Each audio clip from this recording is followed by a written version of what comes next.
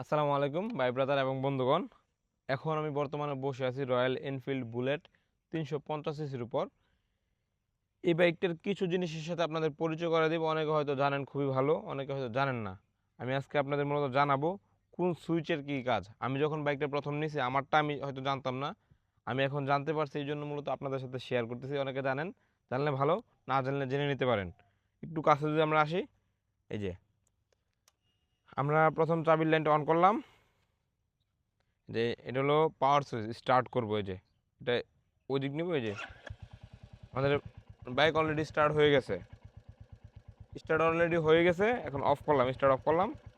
হ্যাঁ, এখন হলো এটা কিসের কাজ, এই যে এটা পাস দেওয়া। এই যে পাসটা হলো ওইদিকে, আপনাদেরকে আমি একটু দেখাবো। এই যে পাস দিচ্ছে এখন। আর এটা হলো হাই বিম, লো বিম।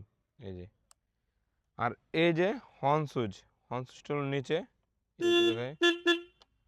ইন্ডিকেটার সুইচ কোনটা? এই যে ইন্ডিকেটার, এই যে ইন্ডিকেটার।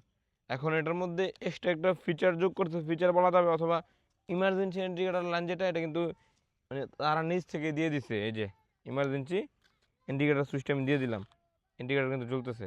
এই যে মিটারও আপনি চাইলে দেখতে পারতেছেন, এই যে ইন্ডিকেটার জ্বলতেছে। এই ছিল মূলত সুইচের যে ব্যাপারগুলা। আপাতত আর সুইচ নাই, থাকলে অবশ্যই দেখাইতাম। ধন্যবাদ। ভিডিওটি ভালো লাগলে একটি লাইক, কমেন্ট এবং শেয়ার করে দিবেন। আল্লাহ হাফেজ।